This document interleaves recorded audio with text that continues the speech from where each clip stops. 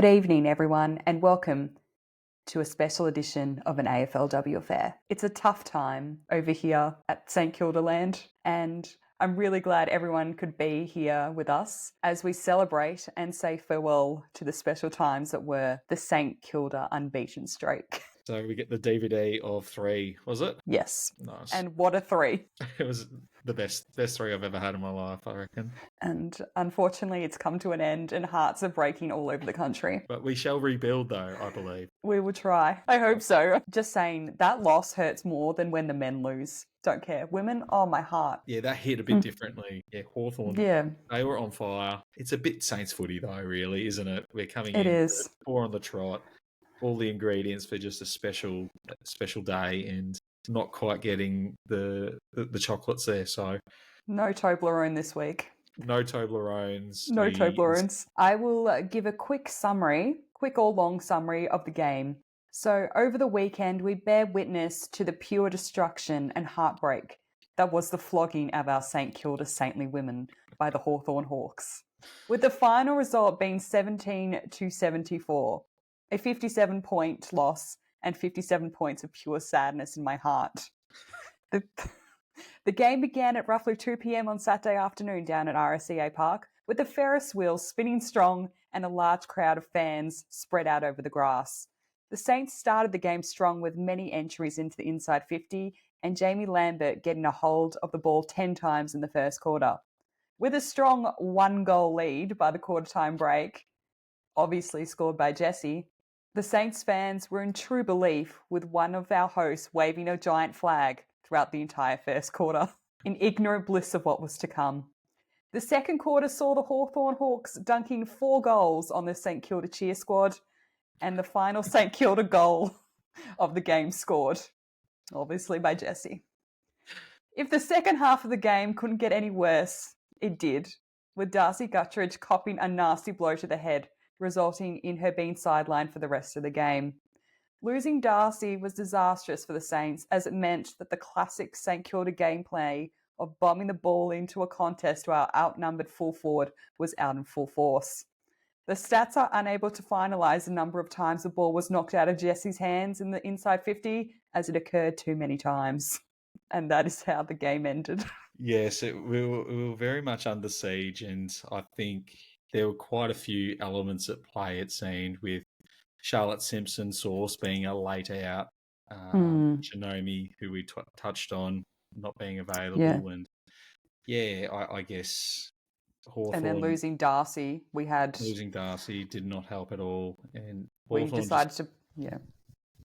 Yeah, it was just not our day. As Nick Del Santo said in his presser, that's footy sometimes. Not pleasing. AKA, that's not pleasing. That's Saints footy, baby. But we learn from it, and the girls I know, Sorrel and viewers, are made of the right stuff. So I have full expectation that they'll bounce back and bounce back very strongly, because at the end of the day, 2 things, Sorrel, winning. You don't want to be greedy. You don't want to win every single game. And I guess there is still an opportunity for the Saints to go on a massive run, get that DVD streak up to maybe about 7 or 8 chapters, barring finals results. So, yeah, I think this is the loss that we needed to have.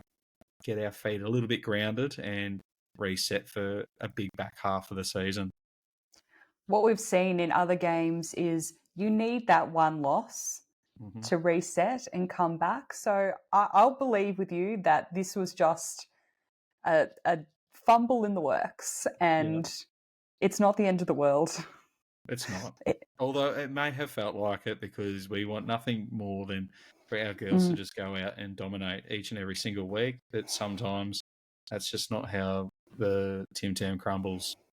That is true. But it was nice for us all to be down at RSEA Park together. It was nice. Yeah. There was a big crowd. It didn't rain much. Didn't rain much. You could see the TV. Yes. Saints cheer squad right next to the TV, which is perfect. Yeah, that's it. And speaking of the Saints cheer squad, a massive shout out. There was quite a few recruits. I did a bit of a cheeky head count, and I dare say we would have been, I don't know, north of about 30 to 40, which is a personal best in my experience of being behind the sticks. So well done to everyone who got down, and long may it rain. Get down there on Friday. But I'm very lucky that I managed to score a flag within 2 seconds. oh, there's so many flags. There is no shortage of flags down at Moorabbin. We I spare rock no up and I'm expense. whole first quarter, just let's go. Those pom-poms are heavy. So that was a dead set workout, actually. So the Hawks girls needed to relax a bit because we seem to only get the pom-poms out when they're lining up for goal. And Yeah, I think they liked it too much. yeah, they had an appetite for it, certainly. Another one, you touched on her before, Sorrel, but congratulations again to Chop, Jamie Lambert, for winning Sainter of the Round the second time in a row. I had her stats up somewhere. It's been 4 out of 4 rounds. She's won 2 of them, which is massive. In her 75th game, nonetheless. So yes, absolutely massive. She's a genuine stalwart warrior champion of the AFLW competition, and doesn't look like she's slowing down anytime soon, which is music to the ears of Sainers, I'm sure. And definitely a fan favourite, which is good to hear. That's right. And another player who I thought potentially could have really put herself in the mix for Sainer of the Round was Molly McDonald. I thought she was one who really drove her legs all day, was constantly taking on the Hawks and pushing the ball forward in a really positive manner for us, and had a really solid game. I liked what I saw there, Sorrel. I did too. I also am a big fan of Grace Kelly. She's everywhere over the field, and it's very good to see her out there giving it a crack no matter what. Absolutely. And speaking of Grace Kelly, I think... Is she here? She is, I reckon. Well, she's just outside, so I think I might just... here's something I prepared earlier. Bit of a disappointing one on the weekend. How did you see it, and how's the vibe at the moment? Yeah, look, we were very disappointed. You know, our first 3 games we were very happy with, but there was obviously little cracks there that we knew we had to improve on. But I suppose by losing round 4, we can really work on those now. So we do have to take the positives from it as well. You know, we were down after the game, but you know, it's a quick turnaround. We Fremantle on Friday now, so we have to just put the heads down and work on what we need to work on. So we'll do that, and you know what, we're just driven to play well now against Fremantle. Speaking of playing well, you've been sensational. Your form's been really, really strong. What do you attribute that to? And how are you finding just being out there consistently? Yeah, I'm loving being out there. You know, I've a position change now, so I'm on the wing now. I was a half-back last year, so I suppose you've more freedom on the wing to run, so that's my strength. But yeah, I still feel like I have a lot more to give, obviously, but yeah, I do love the wing position, and you know, we just need to work on our team defence and team attack, and you know, all of our strengths will come out then, I think, once we get that right. So you had a really nasty shine, and I still see a little bit of the remnants there. I reckon that's the biggest one we've had in the AFLW history at the club. How did that come about? And I guess were people walking to the other side of the road when they saw you coming for a week or 2 afterwards?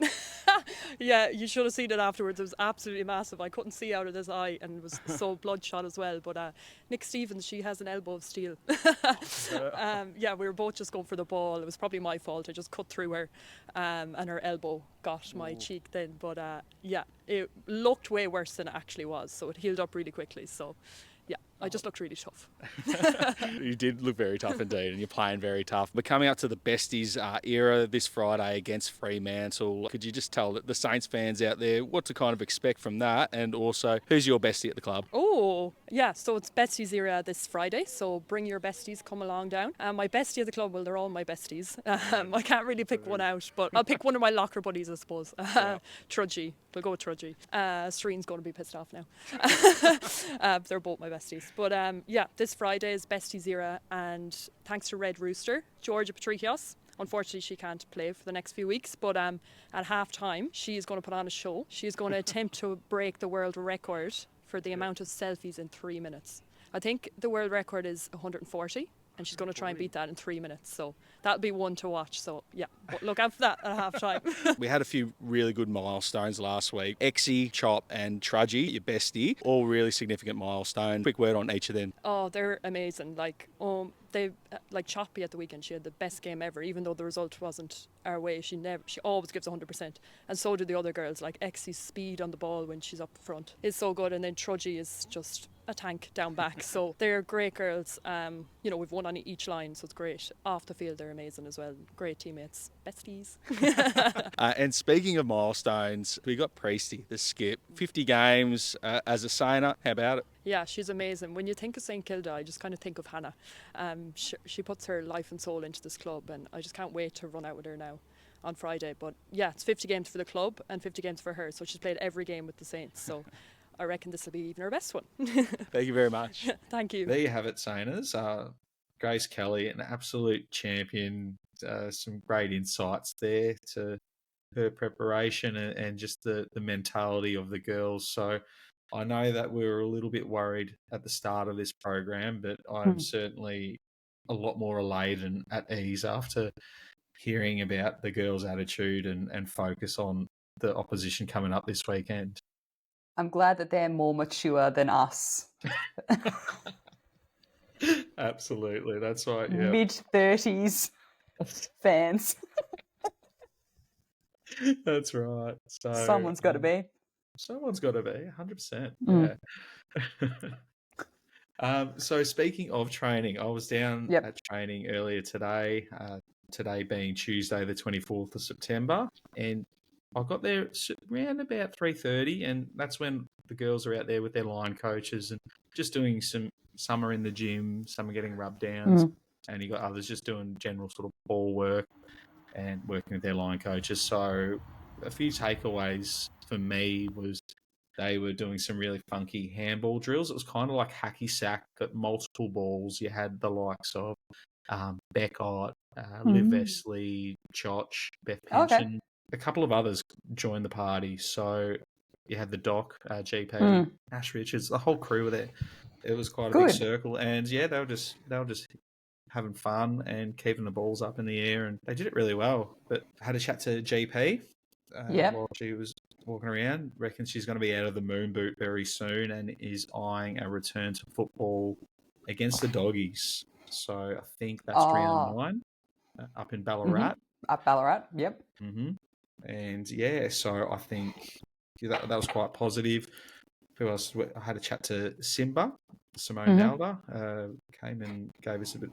She just said the energies were good. Like they moved on from the game really quickly and had a good understanding of what they didn't quite get done from their end. And yeah, really are quite clear on what they need to do to get over the line, back on track against Fremantle. And the best thing about football is that there's always next week, and it's a quick turnaround coming on Fridays. Had a chat to Jessie Wardlaw, who it's massive news for Jessie this week, being certainly the first Saints woman player to have her own line of merch designed by Sainted Love's own Ollie Platt. We know Ollie's a terrifically talented bloke, so yes, well Thank done, you, Ollie. And it is very professional looking. I think everyone should get on in and wear one and rock it at your family functions. Absolutely. When mine arrives, I'm going to be ditching the jacket and the tie and just upscaling. You know, I reckon they call it the leisurely tuxedo.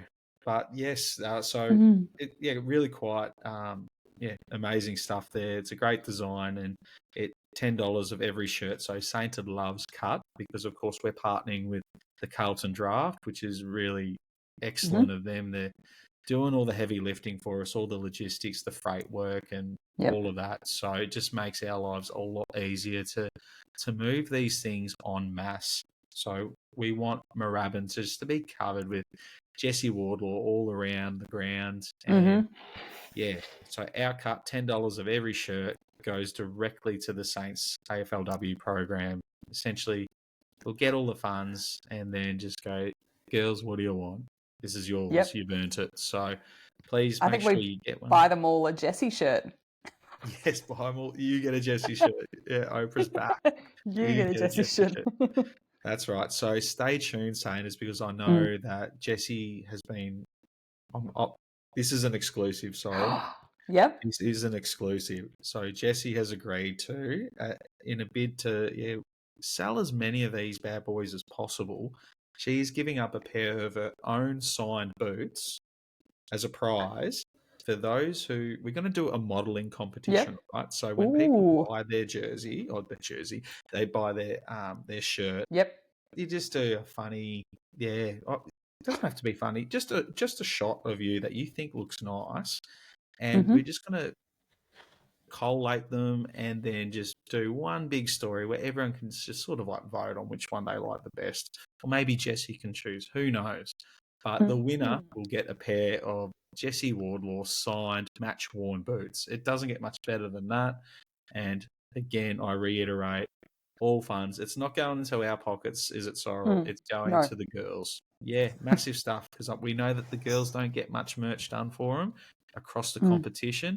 I can only think of a handful, maybe a Taylor Harris, maybe a Daisy Pierce. But outside of that, it's really, not fully charted territory, which is something that we like to change here at Sainted Love.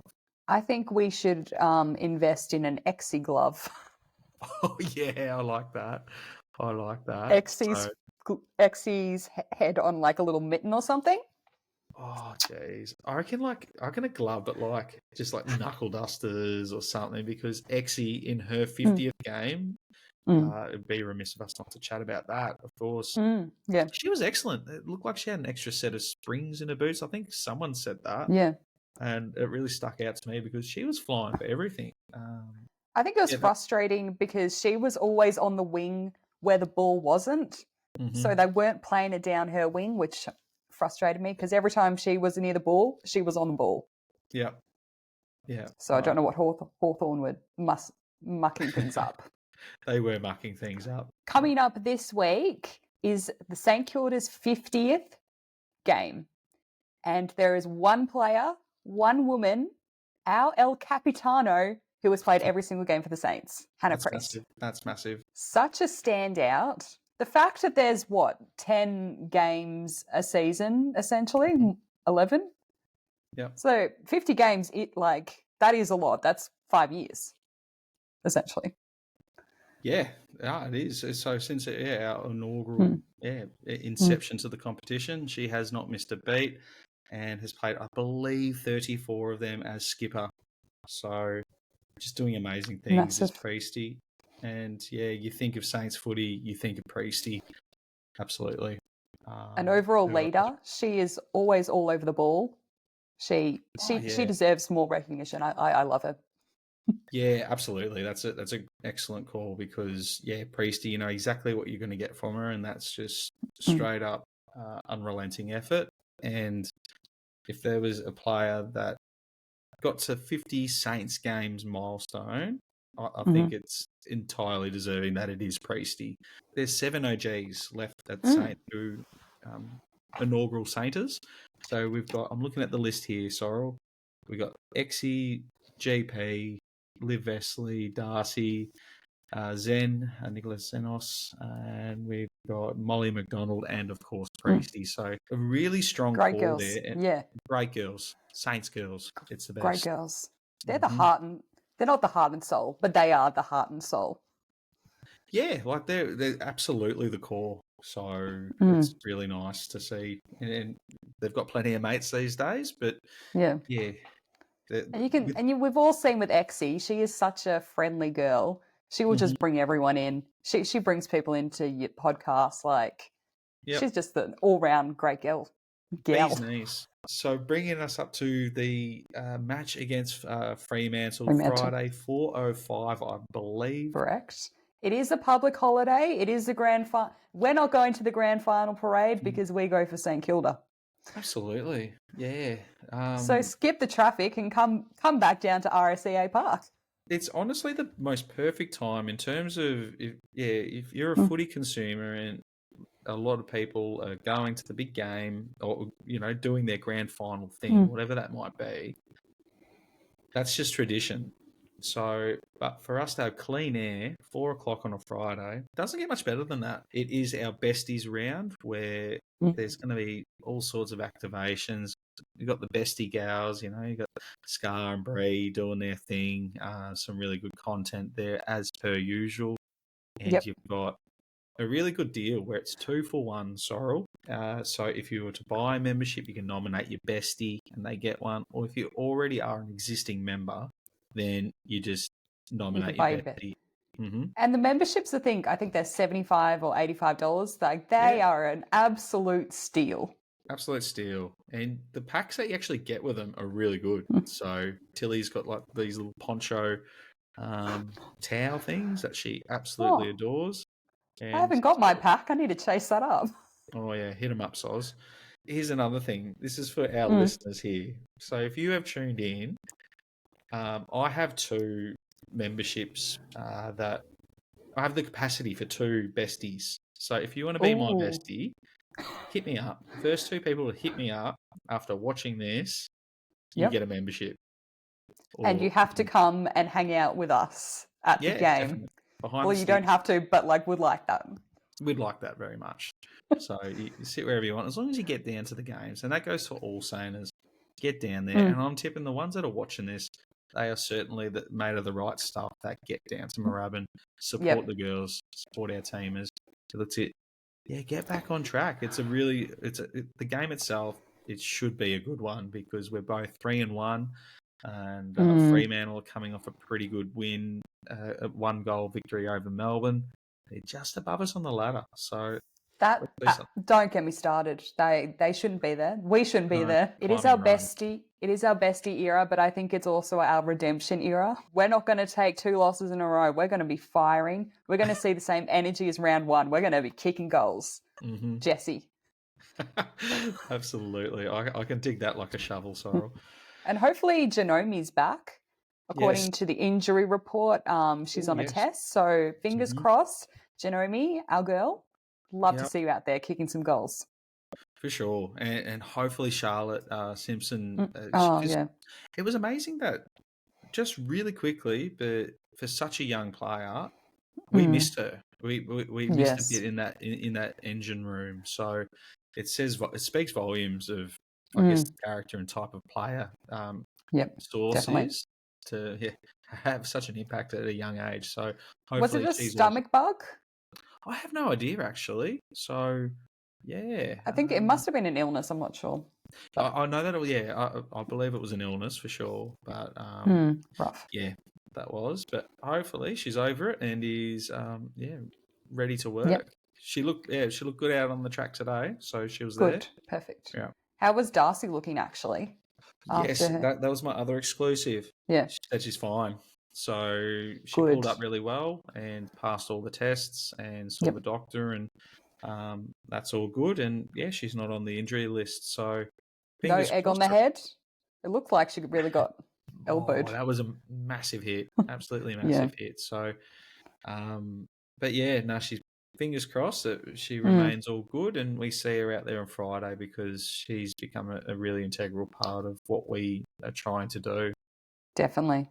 And she was the one, our goal scorer against Essendon, our lead goal scorer. So we need her. We need all our goal scorers. So thank you everyone for joining us for another week of an AFLW affair. Matthew Marsh, yet again, thank you for joining me. You're looking dapper as usual. Back at you, Sorrel. You look extremely cozy over there. This is my fit for the Brownlow. Love it. No, thank you for having us. Thank you for tuning in, listeners. And as always, up you mighty Sainers. Can the Sainers.